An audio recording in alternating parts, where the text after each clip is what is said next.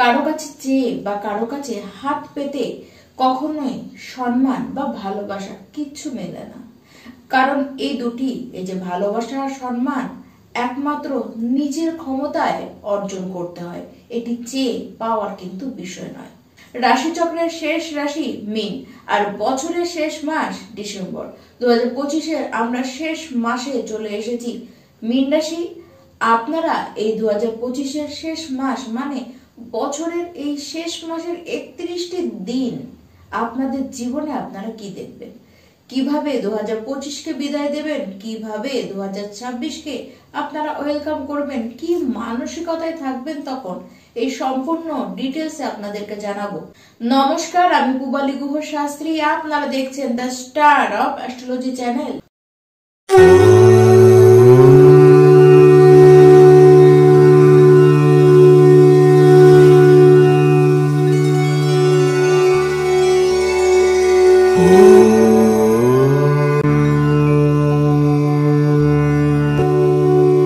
প্রথমেই মীন রাশি, আমরা জানবো আপনাদের শরীর এবং স্বাস্থ্য ঠিক কেমন থাকবে।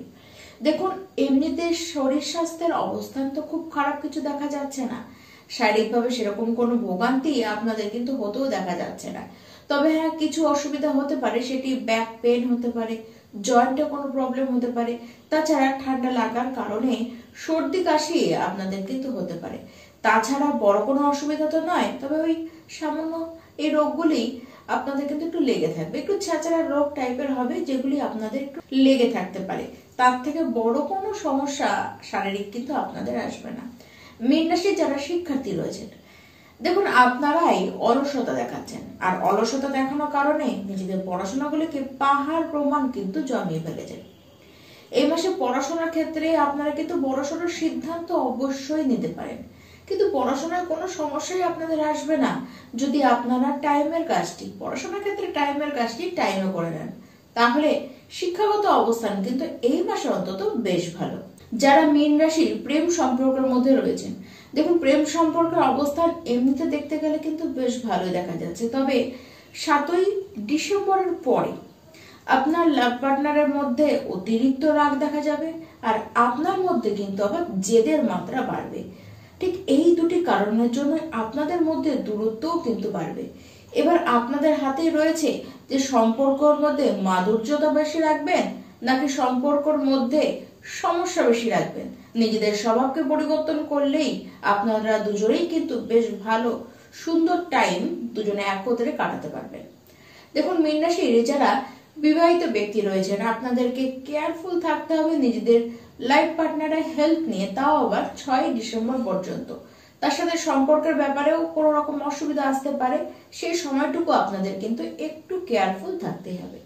কিন্তু তারপরে একত্রে আপনারা কিন্তু ঘুরতে যাবেন, কোনো ফাংশন অ্যাটেন্ড করতে পারেন, ছোটখাটো জার্নি তো আপনাদের নর্মাল হতে দেখাই যাচ্ছে। আর তারপরে আপনার লাইফ পার্টনারের হেল্প নিয়ে যে সমস্ত প্রবলেমগুলো চলছিল সেগুলো কিন্তু পুরোপুরি মিটে যেতেও দেখা যাচ্ছে। এই মাসে মীন রাশির ব্যক্তি আপনারা নিজেদের গৃহে কোনো রেনোভেশনের কাজ কিন্তু করাতেই পারেন।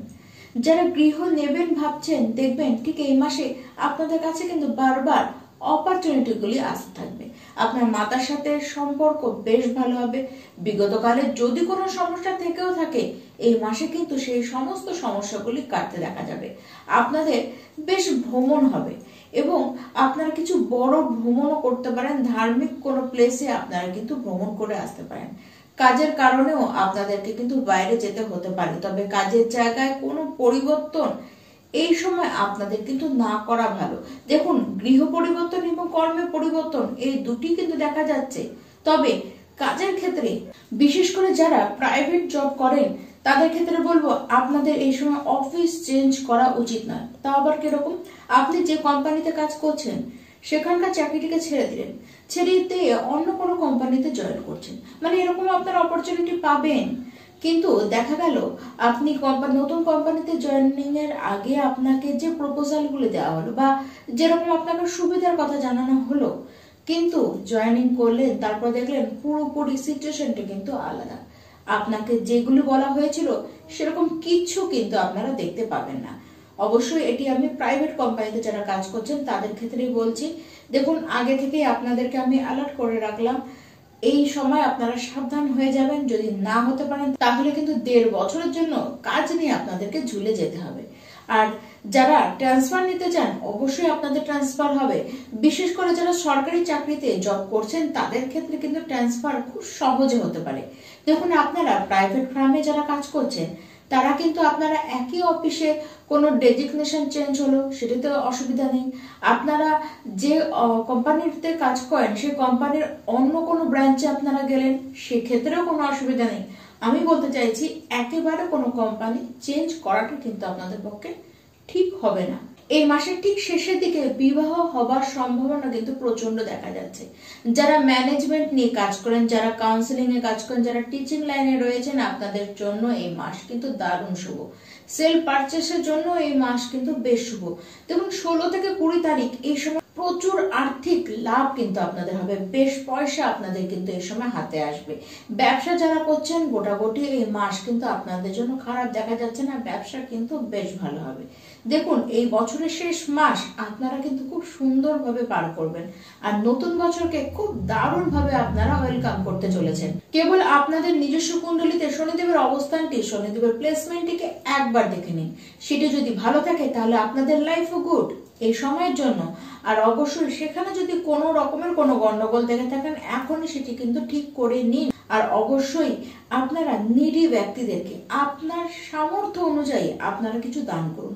অবশ্যই সেটি যদি খাবার জিনিস হয় সেটি কিন্তু আরো ভালো। আর অবশ্যই প্রত্যেকটি মীন রাশির ব্যক্তি আপনারা প্রত্যেকটি দিন বিষ্ণু সহস্রনাম তো অবশ্যই পাঠ করবেন। তার সাথে রাম নাম সহকারে আপনারা হনুমান চালিসা প্রত্যেকটি দিন যে কোনো একটি সময় অবশ্যই পাঠ করুন। নতুন বছর আসছে, এই নতুন বছরের জন্য আপনাদেরকে অগ্রিম শুভেচ্ছা। নতুন বছর আপনাদের খুব শুভ কাটুক। আর 2025-এর শেষের বেলা যেন আপনারা হাসতে হাসতে এই বছরকে বিদায় দিতে পারেন। নমস্কার।